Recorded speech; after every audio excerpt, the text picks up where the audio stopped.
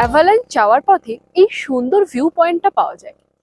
এদিকে তাকালে দেখতে পাবেন, যেদিকেই তাকান না কেন শুধু ছবির মতো সুন্দর পাহাড় আর লেকও রয়েছে, আর তার সাথে রয়েছে দারুণ সুন্দর চা বাগান।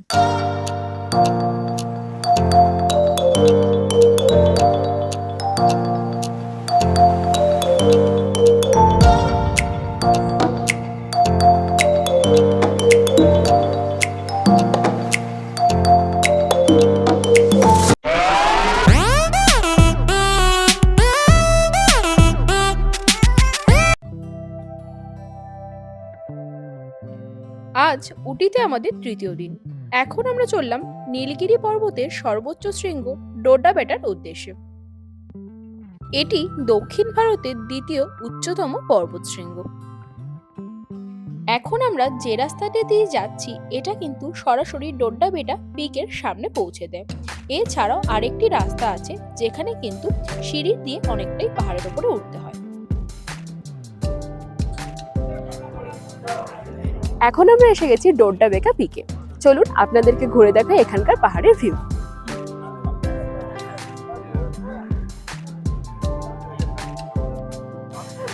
ওই যে দূরে দেখতে পাচ্ছেন এটা হলো কর্ণাটকের বর্ডার। এখান থেকে কিন্তু পাহাড়ের ভিউ অসাধারণ, দেখুন।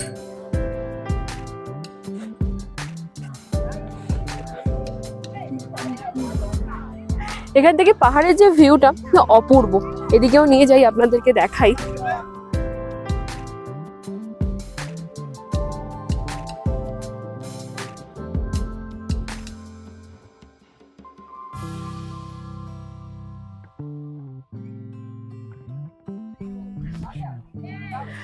এই যে দিকের ভিউটা দেখতে পাচ্ছেন এটা হলো মেট্টুপালাম আর কোয়েম্বাটুরের ভিউ।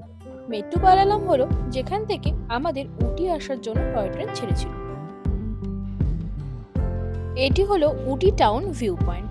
এই জায়গা থেকে উটি শহরের কিন্তু মনোরম দৃশ্য দেখতে পাওয়া যায়। ওপরের এই ঘরটা হলো টেলিস্কোপিক হাউস। এখান থেকে কিন্তু পাহাড়ের ভিউটা আরো স্পষ্ট করে দেখা যায়। চলুন আপনাদেরকে দেখাই ওপর থেকে কেমন ভিউ।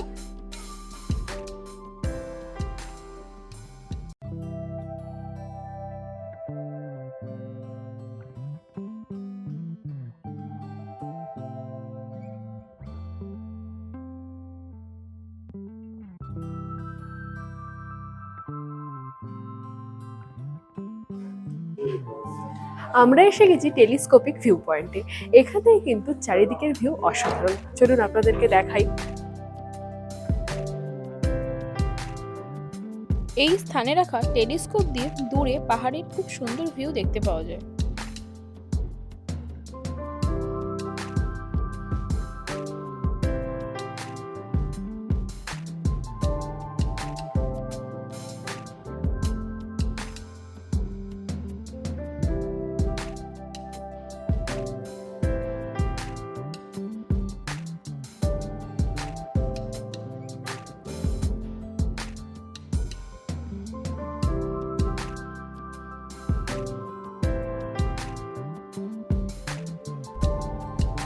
ডোডাবেটা পিক থেকে এখন আমরা যাচ্ছি অ্যাভালাঞ্চ লেকের দিকে। তো চলুন আমাদের সাথে থাকুন আর দেখতে থাকুন সম্পূর্ণ ভিডিওটা। উটি থেকে অ্যাভালাঞ্চ লেকের দূরত্ব হলো 28 কিলোমিটার। যেতে সময় লাগে প্রায় 2 ঘন্টা।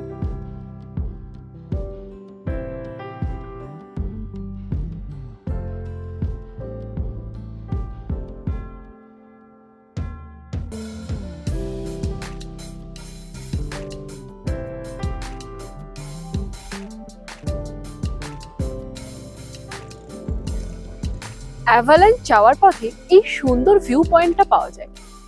এদিকে তাকালে দেখতে পাবেন, যেদিকেই তাকান না কেন শুধু ছবির মতো সুন্দর পাহাড় আর লেকও রয়েছে, আর তার সাথে রয়েছে দারুণ সুন্দর চা বাগান।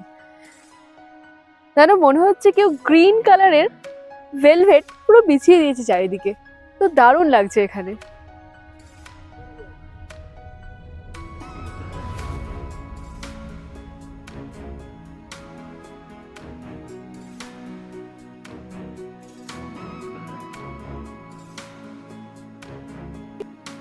অবশেষে দুপুর 12টা নাগাদ আমরা এসে পৌঁছলাম অ্যাভালাঞ্চ লেকের এন্ট্রি গেটের সামনে। শেয়ারিং এ জিপ সাফারি করতে হলে এখানে এসে প্রথমেই নাম এন্ট্রি করতে হবে।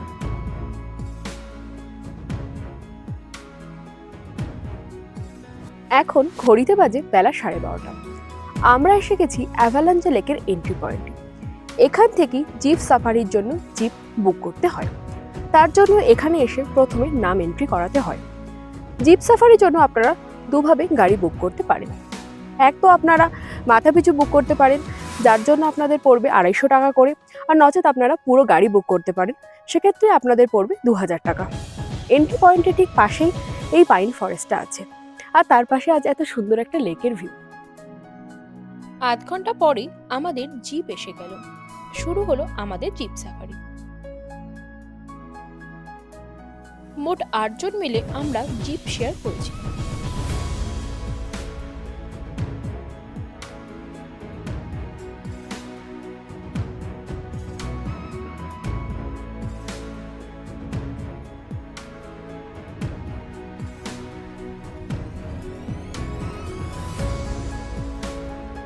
এখানে মোট 3টি ভিউ পয়েন্ট ছিল।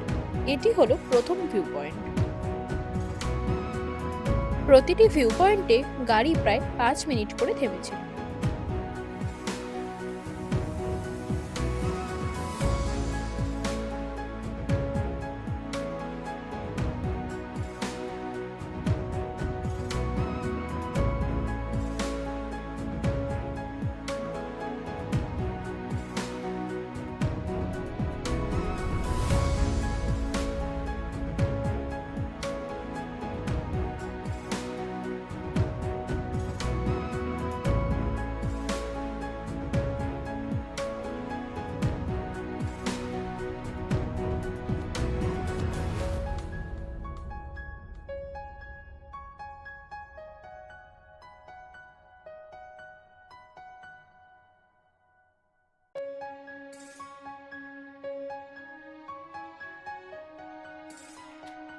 এটি হলো দ্বিতীয় ভিউ পয়েন্ট। এখান থেকেও নীলগিরি পর্বতের খুব সুন্দর ভিউ পাওয়া যায়।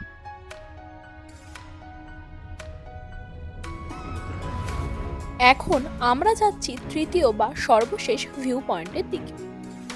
এখানে যাত্রাপথ কিন্তু খুবই রোমাঞ্চকর, কারণ গাড়ি সরু পাহাড়ি রাস্তার ওপর দিয়ে যায়, যার চারিদিকে আছে ঘন জঙ্গল।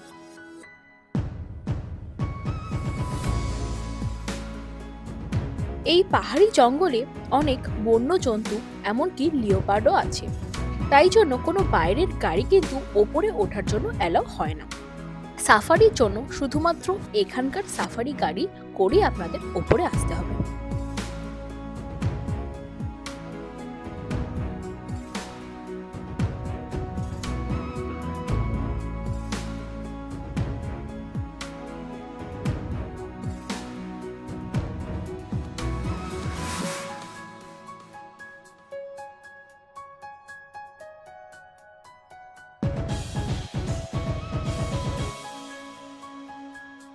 এই জায়গাটি হলো ফাইনাল ভিউ পয়েন্ট।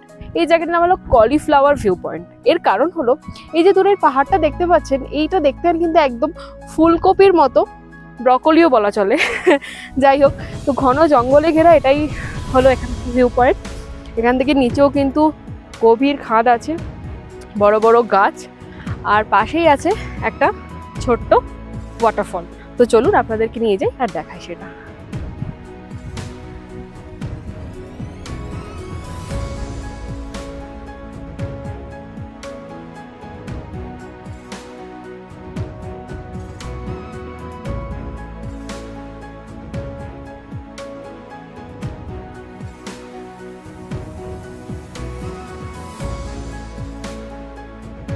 এটাই হলো সেই ওয়াটারফলটা, এই যে পড়ছে। তবে বর্ষাকালে আমার মনে হয় অনেক বেশি জল থাকে, এই সময় কিন্তু জল অনেকটাই কমই আছে। তো চলুন এরপর ফিরে যাওয়া যাক।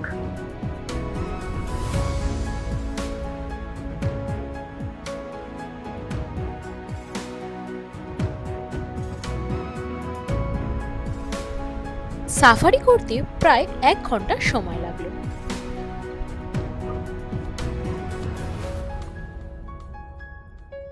নিচে এসে প্রথমেই আমরা নিয়ে নিলাম 1 কাপ করে গরম কফি। এখানে 1 কাপ কফির দাম হলো 20 টাকা। এছাড়াও এখানে একটি রেস্টুরেন্ট আছে, যেখানে আপনারা চাইলে লাঞ্চ বা স্ন্যাক্স পেয়ে যাবেন।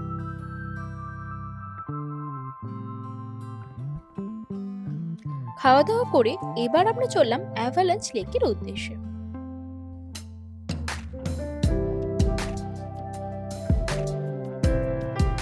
এখানে জিপ সাফারির জন্য যে গাড়ি আছে সেটা কিন্তু 1 থেকে 1.5 ঘন্টা জঙ্গল সাফারি করায়, তারপরে আবার এই এন্ট্রি পয়েন্টে এসে ড্রপ করায়।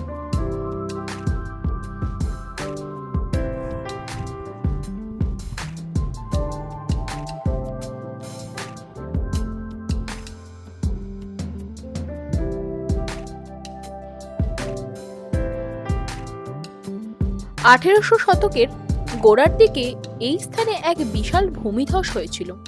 সেই থেকেই এই লেকটির নাম হয় অ্যাভালাঞ্চ লেক।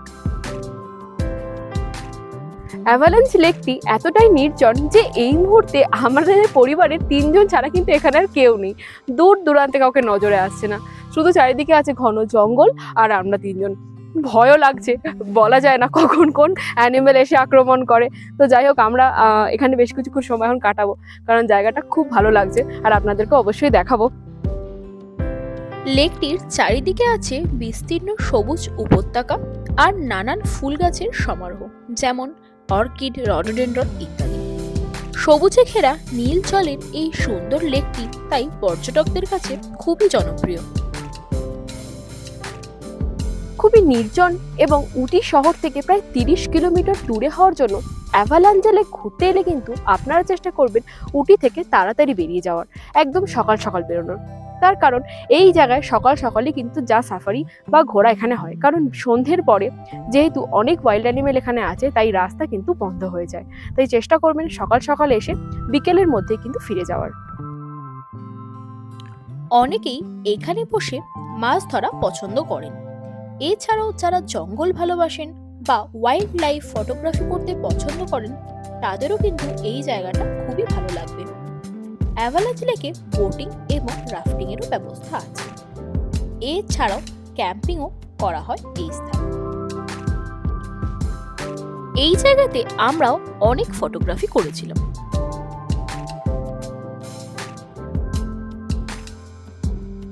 জায়গাটি এতটাই সুন্দর যে এখান থেকে ফেরার ইচ্ছা করছিল না।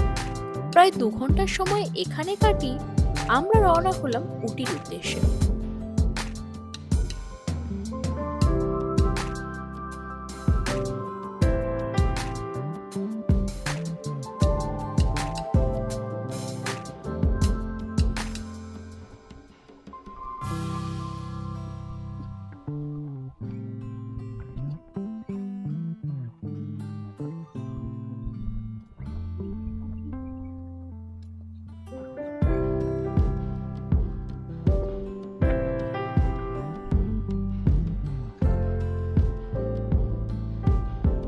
অ্যাভালাঞ্চ লেক দেখে এবার আমরা আবার ফিরে যাব উটির দিকে।